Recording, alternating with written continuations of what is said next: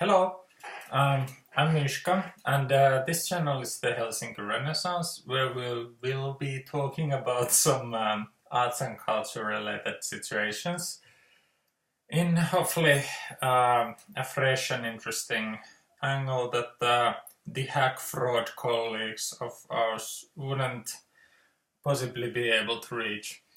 Uh, I already recorded one version of this video that well, I wasn't in any way satisfied with it. Uh, it it wasn't as on point as I wanted, even though I think that it had certain good segments in it. Uh,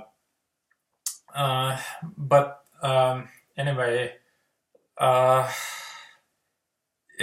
whilst I was rewatching that video, um, a certain idea came to me. So I recorded one video about Friedrich Nietzsche, and in that first video about Nietzsche, which was sort of about the theme of the nonsensicality of the idea that there could be a philosophy of the Übermensch, so that I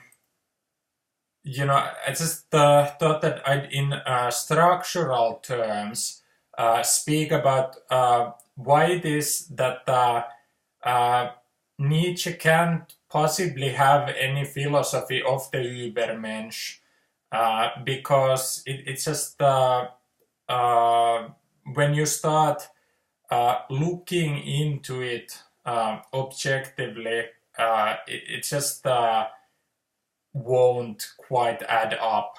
So that the behavior that some people talk about when they talk about Nietzschean Übermensch, it's like if you look towards the behavior patterns of some people, everything that they do is explainable through it being merely textbook egotism. So that some people have this mentality that they don't like compromising, they don't like dealing with other people. They just want to do their thing and never take anyone else into consideration. That's not Übermensch behavior, that's just how egoists all over the world act. So that, to me, I'd say that unquestionably there is absolutely no philosophy, no philosophical system of the Übermensch whatsoever, either in Nietzsche or in anybody else. So anyway, like the first video was partly about that, but well, then I discovered some notes I had made for potential videos about Nietzsche's philosophy, and then reading them, I just wondered whether I sort of whether I had explained any possible philosophy that Nietzsche might have in a way that makes it look more innocuous than what it really is. So I just kept wondering whether Nietzsche actually might have a philosophy, because I just sort of treated him as I just treated Nietzsche as more like a cultural pundit, so that he would just sort of be critiquing random things that make up culture, and that he wouldn't have any actual philosophical system about him. But then I came to make the second video where I sort of had to maybe slightly rethink my position that you know what, if Nietzsche does have a philosophy, his philosophy is basically the anti-utilitarian philosophy. So that if the utilitarians think that the greatest amount of happiness for the greatest amount of people is the most ethical. So that it's as if there's the kind of graph that here's the greatest amount of happiness and here's the greatest amount of people, and the more you go up, the more ground you can start covering, and the closer you get here where there's the greatest amount of people and greatest amount of happiness, that this is the ethical graph that the utilitarians would put out there. And if Nietzsche has any kind of philosophy, it's to be the antithesis of the utilitarians. So that I had written down one quote where Nietzsche says that to him the purpose of humanity does not lie in promoting the interests and happiness of the average man. It lies in the production of a minority of ideal humans, either geniuses or his Übermensch. So anyway, a quote like that would lead one to believe that I might have erroneously said that Nietzsche doesn't actually believe that there are any Übermensch. If I said that, I slightly misphrased myself, because I should have said that from structural terms, the philosophy that Nietzsche as if builds doesn't support any Übermensch idea. So that Nietzsche might actually himself believe in the existence of Übermensch, but if he does, it's just all sort of a bunch of rubbish. Anyway, if Nietzsche does have a philosophy, then the central books in his canon, Genealogy of Morals and Daybreak, for instance, they should serve up to build a philosophical theory of amoralism. So that basically, I talked about, I made a couple of other videos about Nietzsche, and I just very much, I tried my best to debunk the idea that Nietzsche would have the kind of philosophy where egoists can just fluctuate between moral actions and immoral actions, and that in their own moral theory they would just get to move the goalposts and just do whatever and then call it their morality. So I said that if you take some of the building blocks of a philosophy that Nietzsche had seriously, that kind of pseudo-morality cannot happen. But perhaps, like Nietzsche, he does have this,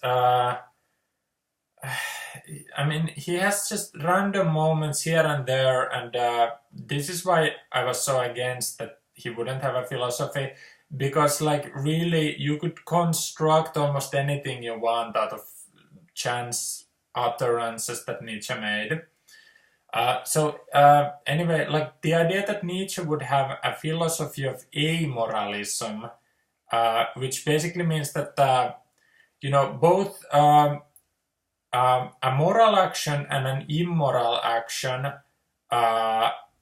they exist in belief that there is such a thing as morality, so that there's some moral touchstone that you contrast actions to. An action is either moral or immoral, but then amoralism, much like atheism, it rejects the kind of thing that there's either God or godlessness, that there's either consecration or desecration, and that it rejects that kind of system and just claims that that system doesn't exist. So what amoralism does is that it just claims that morality just does not exist, so that there is no touchstone of morality to which actions can be contrasted to. In some of the books Nietzsche writes, he very much acts like he thinks that morality is like Santa Claus, that it's like a convenient fantasy that society makes to get young and impersonable people to believe in the things that society would want them to believe, so that society tells this tale of there being such a thing as morality, and then young people want to do right because they want Santa Claus to reward their right actions.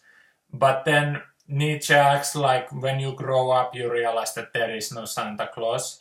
And I made a video specifically debunking amoralism, and saying that Nietzsche is not right when in some events he acts like morality and justice are Santa Claus type creations, that they are just fables that society has invented, and then it's forgotten that they don't have any hard and fast reality about them. I made a video about what I believe the structural reality of morality is. But anyway, this is a somewhat lengthy introduction to the video that I end up deleting, because I just recognized this really interesting idea as I was just rewatching bits and pieces of that second talk that I had about Nietzsche. And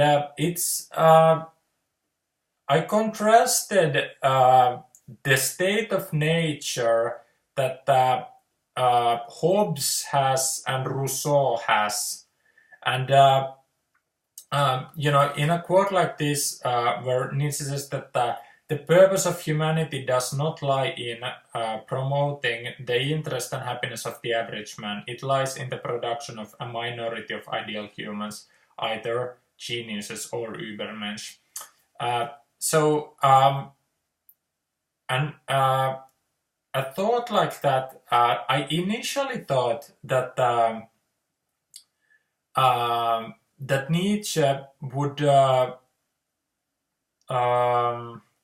that he would have a Hobbesian view, that Hobbes was very famous for saying that he thinks that the state of nature is basically worthless, a bit like Nietzsche in that quote thinks that a certain starting point is basically worthless. And for Hobbes, all that matters is that civilization is able to be born.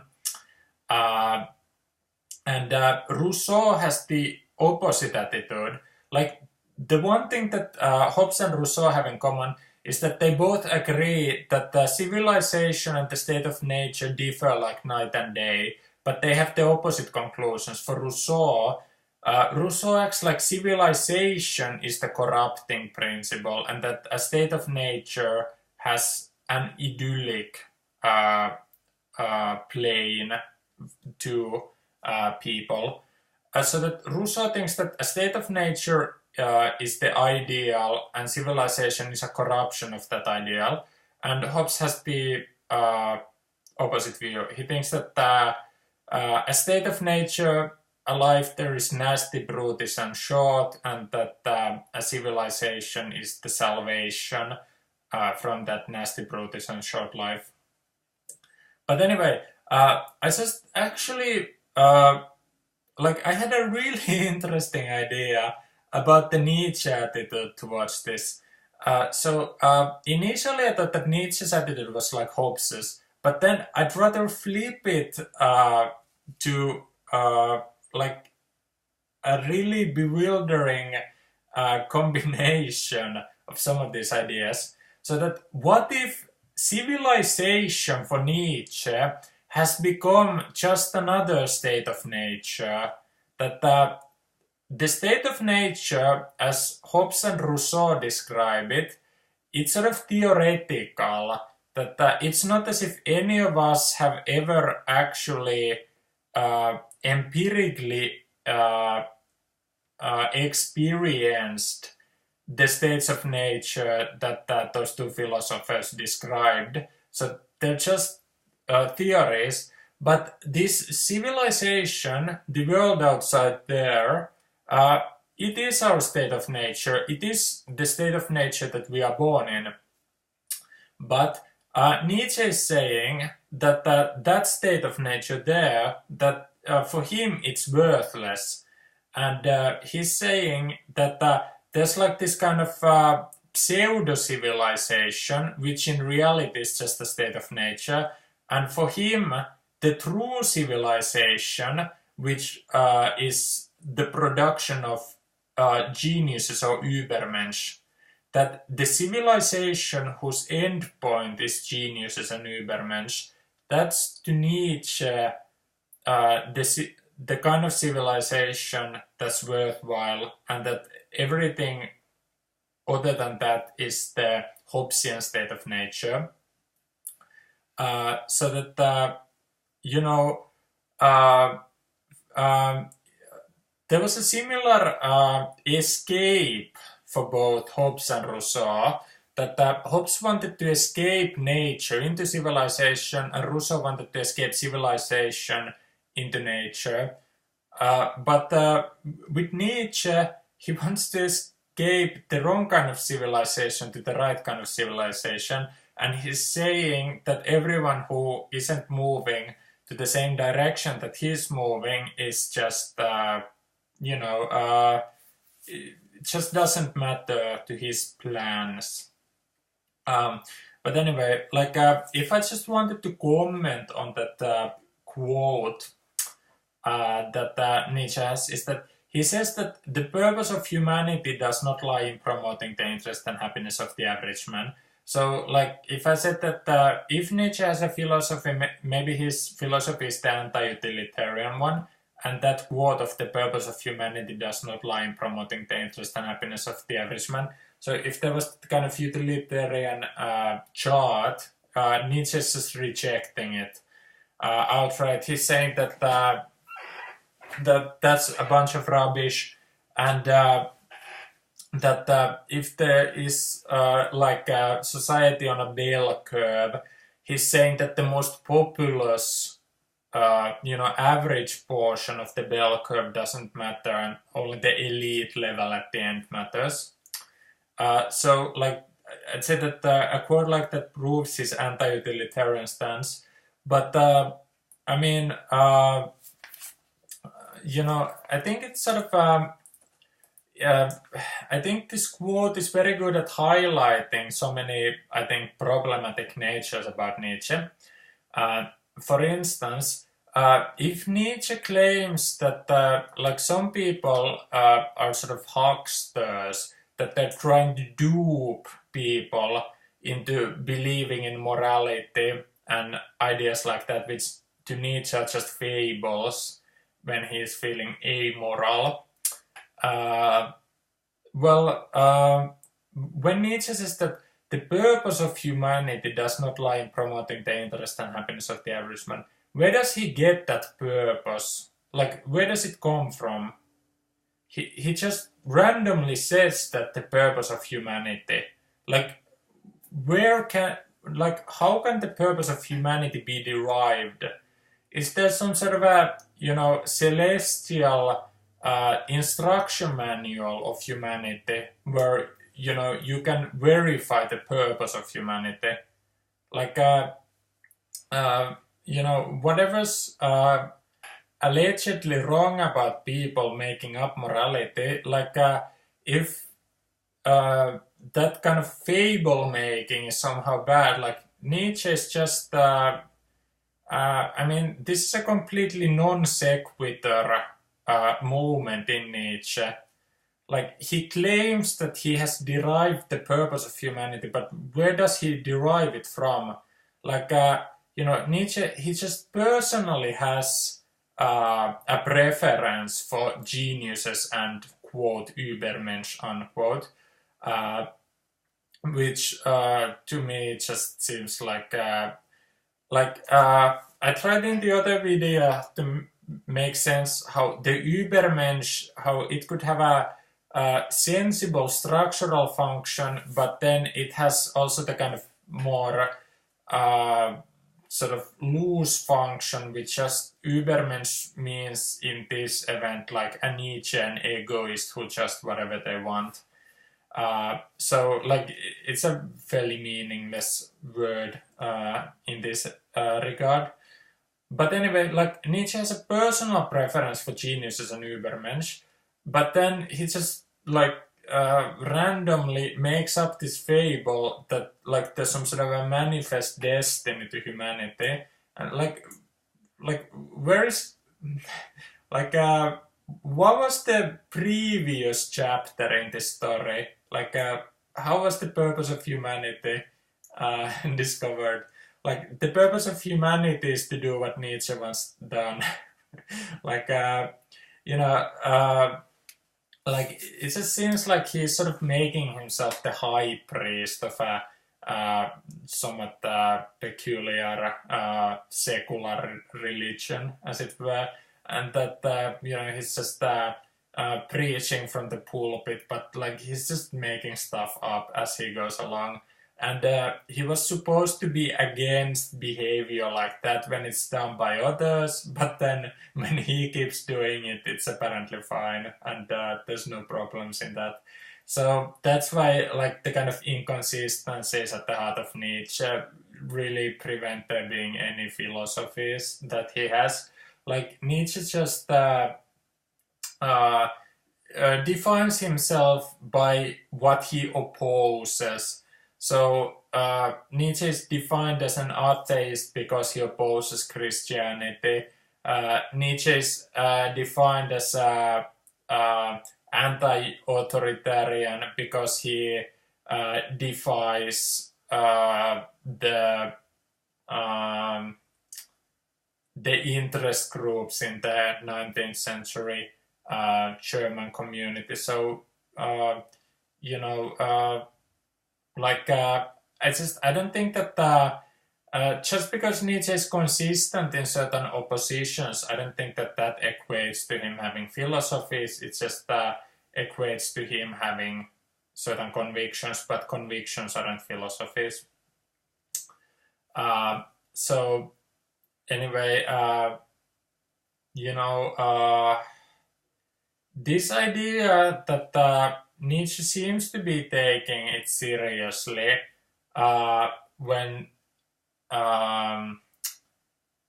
he has this kind of state of nature, civilization duality that a couple of other philosophers have as well. More than anything else, what this quote reminds me of is that in Plato's Republic, when I initially read it, it seemed to me like Plato's ideal republic is a factory that doesn't produce anything, but Plato just wanted to design the perfectly functioning factory. But actually that's not true. That factory does produce the quote ideal humans, unquote, which for Plato are the golden souls. So I certainly don't think that Nietzsche himself was conscious of the fact that he was basically just rephrasing the central idea in Plato's Republic, that for Plato, the silver and the bronze and the iron-souled persons, they aren't that important. They are just the also run of Plato's Republic, and only the philosopher kings of the golden souls matter to him. And it seemed like the geniuses or the Übermensch, they are like the golden soul philosopher kings in Nietzsche's idea. So that, he's just sort of frantically rephrasing certain ideas from Plato, and whatever that is, it certainly does not equate to an original philosophy from Nietzsche's part. So, that's, I think, I mean, like, I don't feel like I need to restate why it is that Nietzsche doesn't actually have a philosophy. But, like, I mean, I could go on because I just think that he just contradicts himself so often that like it's not as if an unbiased outsider could possibly see any consistencies in his ideas. But there's a moment in Plato's Republic where Socrates is arguing with a person about what justice is. And the person that Socrates is arguing with, he has an uncharacteristically strong position, because usually Plato tries to write the situations that Socrates is only ever talking with stubborn idiots, and that Socrates is always right about everything and other people are always wrong about everything, and Socrates eventually just wins every argument by showing the inconsistencies of the other people. But Bertrand Russell, in his History of Philosophy, for instance, he remarks that Plato himself doesn't seem to realize how strong the position that he gave to the interlocutor actually is. When one person says to Socrates that justice is nothing but the interest of the stronger person, and that it's as if it's an idea like Nietzsche that society would just keep creating these fables about morality or justice, but that they don't have any actual reality, that all that there is in actuality is just sort of power politics, and that the strong get their will to prevail and the weak have to do as they're told. So that's a very Nietzschean worldview, although, like, as we can see, sort of much that might be claimed to be Nietzsche's philosophy has its original in Plato, for instance. But Socrates uses like cheap lawyer tricks to win the argument that might have convinced some people at some of the time, but certainly Plato's Republic, I don't think the arguments that he's forwarding really convinced lots of modern people, and certainly wouldn't have convinced Nietzsche out of his position that he thinks that justice is just the interest of the stronger person. Now, one of the ways in which Plato does not realize how strong the position that he gives to the other interlocutor is that Socrates demonstrates with his own behavior how justice is the interest of the stronger person, because Socrates is the stronger person in the argument. With his strength, Socrates gets to be the one to define what justice is. So Socrates has the control of justice because he's stronger in the debate, and he gets his own interest to prevail in the world with the strength that he has in the argument. So I think that, like, if I remember correctly, Plato just he gets away from the position because he has a really random definition of what strength is, so that it's as if he would argue like, look at all the parliaments in the world. There aren't lots of bodybuilders in there. That's why, the strong don't always get to be in power because, truth and justice are more important than bodybuilding or something. Like, Plato just has a really random escape route out of that, which obviously doesn't really convince anyone who isn't already in agreement with Plato. Anyway, like whenever it seems like Nietzsche is having certain consistencies, it is with arguing against Plato, with the kind of ideas that justice, for instance, would only be the interest of the stronger person. Now, as I said, I already did that other video where I talked about how I think that morality actually does have an existence, and it is not a mere fable, but it may be demonstrated using certain analytical reasoning and people's empirical observations. I think that justice would have a likewise existence. However, that's not to say that Nietzsche is wholly wrong. So that in 19th century world, I think it was more pronounced than it usually is that society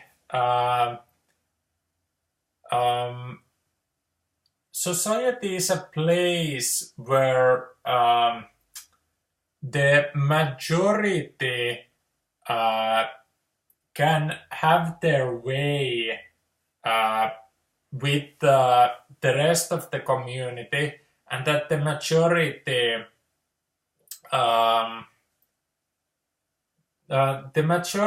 can sort of justify themselves with the kind of ideas that there's justice and morality and all sorts of things. The majority can as if hijack institutions, and then just they can do unjust things in the name of their justice. They can do immoral things in the name of their morality, and so on. And Nietzsche would be one of the first to start calling people out when they are doing stuff like that. Obviously, it's you can't argue that people who, well, I mean, it's the wolves in sheep's clothing type situation. So that you can't say that some people wouldn't take advantage out of some opportunities where they can do unjust things and call it just. But that's still things operating on the moral, immoral, just, unjust scale. But it's as if Nietzsche would at times act like, both morality and justice, that they wouldn't even exist, so that you couldn't use the moral, immoral scale. But it just seems to me that Nietzsche, that there's just absolutely no consistency throughout his work, that whether he's adamantly refusing to acknowledge the existence of some of those metaphysical abstractions. Like sometimes he acknowledges them, sometimes not, but just no real philosophy can be gotten out of it. Anyway, I think that Jean-Jacques Rousseau and Friedrich Nietzsche, I think that they were the first modern men in European literature that the sensibilities of the modern times and a disassociation with a lot of the grand tradition of European civilization, so that there was once a situation where uh, writers, for instance, they would try to act like aristocrats and courtiers, and that they would see that there was some sort of a solemn ceremonial responsibility in the act of writing, and that was very much part of the European past. But then I think that more than anyone else, Rousseau and Nietzsche uh, dedicated their lives to destroying that tradition, and that the aristocratic Europe was being destroyed, and these new republics that Rousseau and Nietzsche very much wanted to be independent citizens, where they could write about things that seemed meaningful to them, that they wouldn't have to be subservient as courtiers of a tradition or something. I think there's a lot of worth in Nietzsche, but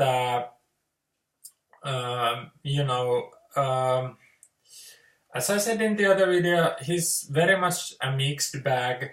Now, yeah, ironically enough, I think that this second talk that I had, it also became very much a mixed bag. But well, I don't know. I just felt like addressing a couple of things. Perhaps I won't be very satisfied with this video, but well, it just occurred to me to try and redo. I may delete both, or I may publish both. I don't know. But anyway, those were some of my supplementary thoughts about this Nietzsche situation. And if you have any other thoughts, you can leave them in the comments. But anyway, that was all for me for now, and I thank you for watching, and bye bye.